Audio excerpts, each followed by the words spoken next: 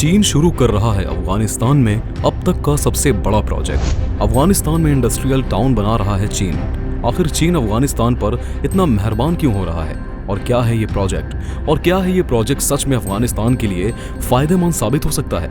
आज के वीडियो में हम इस प्रोजेक्ट के बारे में डिटेल में डिस्कस करेंगे, तो बने रहिए वीडियो के लास्ट तक और वीडियो को लाइक करना और चैनल को सब्सक्राइब करना बिल्कुल भी ना भूलिएगा। दोस्तों, जब से अफगानिस्तान में तालिबान ने देश की कमान संभाली है, तब से वो लगातार अफगानिस्तान की तस्वीर बदलने की कोशिश में लगे हुए हैं। इसके लिए उन्होंने कई नए प्रोजेक्ट भी शुरू किए हैं, लेकिन अफगानिस्तान की माली हालत इतनी अच्छी नहीं है कि वो बड़े प्रोजेक्ट्स को अकेले पूरा कर पाए। ऐसे में चीन ने उसकी तरफ मदद का हाथ बढ़ाया। उसे अफगानिस्तान ने फौरन थाम लिया और अब चीन अफगानिस्तान में कई बड़े प्रोजेक्ट्स को पूरा करने में तालिबान सरकार की मदद कर रहा है। तालिबान और शहरी विकास मंत्रालय ने चीनी कंपनी के साथ एक ऐतिहासिक समझौता किया है और इसाब जिले में एक बड़े प्रोजेक्ट की शुरुआत की है, जहां एक बड़ा इंडस्ट्रियल टाउन डेवलप किया जा रहा है। इस इंडस्ट्रियल टाउन प्रोजेक्ट के तहत 150 फैक्ट्रियों का निर्माण होगा, जिसकी लागत $216 मिलियन से भी ज्यादा है। इस समझौते के साथ 13,000 लोगों को सीधे रोजगार मिल पाएगा और 30,000 लोग इनडायरेक्टली इससे जुड़कर रोजगार हासिल कर पाएंगे। इस तरह ये अफगानिस्तान की इकोनॉमी को बूस्ट देने वाला प्रोजेक्ट साबित हो सकता है। इस चीनी प्रोजेक्ट से अफगानिस्तान की आर्थिक स्थिति में भी काफी सुधार होगा। चीनी ग्रुप चाइना टाउन ने 2019 में काबुल में एंट्री ली थी और आज से 3 साल पहले ही इसने इंडस्ट्रियल टाउन के प्रोजेक्ट को तालिबान सरकार के आगे रखा था, लेकिन उस समय तालिबान सरकार शायद चीन की मदद लेने के लिए तैयार नहीं थी। लेकिन अब वक्त की नजाकत और आर्थिक तंगी के चलते तालिबान सरकार ने चीन के साथ हाथ मिलाने में ही भलाई समझी और इस प्रोजेक्ट को मंजूरी दे दी और एग्रीमेंट पर साइन कर दिया। चाइना टाउन बिजनेस ग्रुप के डिप्टी जनरल मैनेजर ली शिंगजिंग ने घोषणा की है कि ये प्रोजेक्ट माइनिंग डेवलपमेंट, शहरी निर्माण और बिल्डिंग मटेरियल्स के प्रोडक्शन फील्ड में काम करेगा। दोस्तों, जब से अफगानिस्तान में तालिबान का शासन आया है, 200 से अधिक चीनी बिजनेसमैन अफगानिस्तान में डेरा डाल चुके हैं ताकि वो यहाँ अपना बिजनेस को बढ़ावा दे सकें। और अफगानिस्तान के मौजूदा हालात को देखते हुए उन्हें ये सही समय लगा जब वो यहाँ अपनी जगह पक्की कर सकते हैं। चीन अरब व्यापार और आर्थिक विकास समिति के प्रतिनिधि गाओ सू ने घोषणा की है कि 20 से अधिक चीनी कंपनियां लिथियम माइनिंग प्रोजेक्ट्स में काम करने में अपना इंटरेस्ट दिखा चुकी हैं। इसमें कई गवर्नमेंट कंपनियों के साथ कई प्राइवेट सेक्टर कंपनियां भी शामिल हैं। हालांकि अफगानिस्तान में इन्वेस्ट करना आज भी जोखिम भरा काम हुआ, क्योंकि यहाँ का इतिहास हमेशा उथल पुथल से भरा हुआ रहा है। चाइना टाउन के फाउंडर यिन क्यो पिछले 20 साल से अफगानिस्तान में हैं। उन्हें यहाँ के हालातों का अच्छा एक्सपीरियंस है। वो लंबे समय से इन्वेस्टर को अफगानिस्तान में इन्वेस्ट करने के लिए मनाने का प्रयास कर रहे हैं। वो इन्वेस्टर को विश्वास दिलाते हैं कि यहाँ काम करना उनके लिए फायदेमंद ही होगा, क्योंकि अब यहाँ के हालात स्टेबल हो चुके हैं और उनकी इन्हीं कोशिशों की वजह से आज 60 से अधिक कंपनियां अफगानिस्तान में इन्वेस्ट करने के लिए तैयार हैं। और अब चाइना सिटी प्रोजेक्ट इस बात का प्रूफ है कि अब दूसरे देशों की कंपनियां यहाँ काम करने में डर महसूस नहीं कर रही हैं। और इन्हीं प्रोजेक्ट्स में ये भी साबित होता है कि अब अफगानिस्तान केवल एक जंग का मैदान नहीं रह गया है, बल्कि अब वो लगातार तरक्की की राह पर चल रहा है।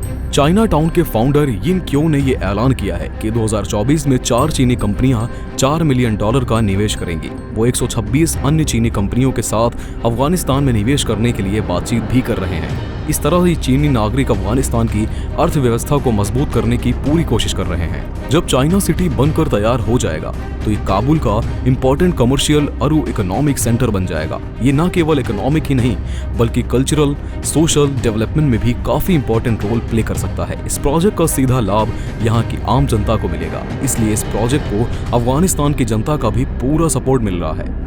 सुरक्षा और स्टेबिलिटी को लेकर लोगों की चिंताओं के बावजूद फॉरेन इन्वेस्टमेंट को अट्रैक्ट करने की कोशिश से साफ पता चलता है कि तालिबान सरकार देश को फिर से बनाने और विकसित करने के लिए काफी कोशिश कर रही है। अगर दूसरे देशों की कंपनियां, जिनमें सबसे बड़ा नाम चीन का है, वो यहाँ आकर इन्वेस्टमेंट करती हैं, तो इस देश के बर्बाद हो चुके इंफ्रास्ट्रक्चर को नए तरीके से निर्माण करने में मदद तो मिलेगी ही, साथ ही इससे देश को इकोनॉमिकल और सोशल लाभ भी मिलेंगे।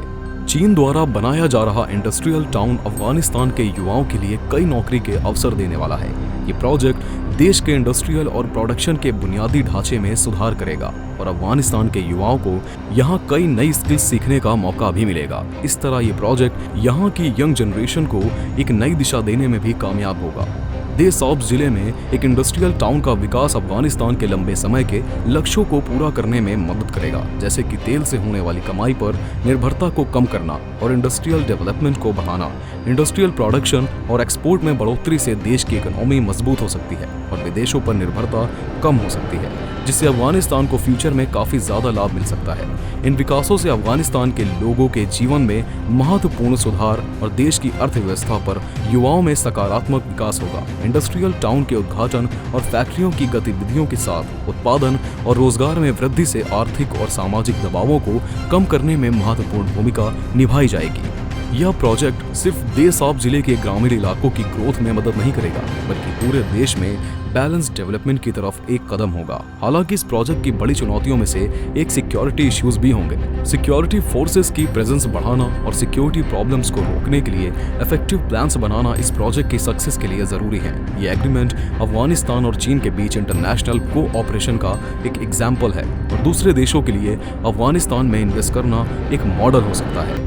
इस कदम से दुनिया भर से ज्यादा इन्वेस्टमेंट आ सकता है और अफगानिस्तान में सस्टेनेबल डेवलपमेंट हो सकता है। इस इंपॉर्टेंट एग्रीमेंट के तहत उम्मीद की जाती है कि प्रोजेक्ट को लागू करने के लिए सही कदम उठाए जाएंगे और अफगान सरकार और चीनी कंपनी का कोऑपरेशन दोनों के लिए फायदेमंद होगा। इस कदम से अफगानी लोगों की लाइफ कंडीशंस में सुधार और सस्टेनेबल डेवलपमेंट में हेल्प मिलेगी। ये एग्रीमेंट अफगानिस्तान और चीन के बीच कल्चरल और इकोनॉमिक कोऑपरेशन को बढ़ावा दे सकता है। अफगानिस्तान और चीन के बीच कम्युनिकेशन ब्रिज बनाने से कल्चरल, एजुकेशनल और कमर्शियल एक्सचेंज के कई मौके मिलेंगे। इस प्रोजेक्ट को सक्सेसफुल बनाने के लिए बड़े कदम उठाने की जरूरत है, जैसे सिक्योरिटी इंश्योर करना, लोकल कैपेबिलिटीज को बढ़ावा देना और एनवायरमेंटल इश्यूज पर ध्यान देना।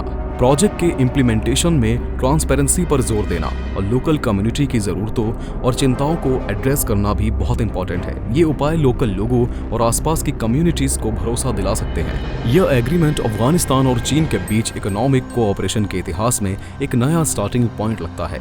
इससे दोनों देशों के बीच ज़्यादा बातचीत और कल्चरल और कॉमर्शियल एक्सचेंज का रास्ता खुलेगा।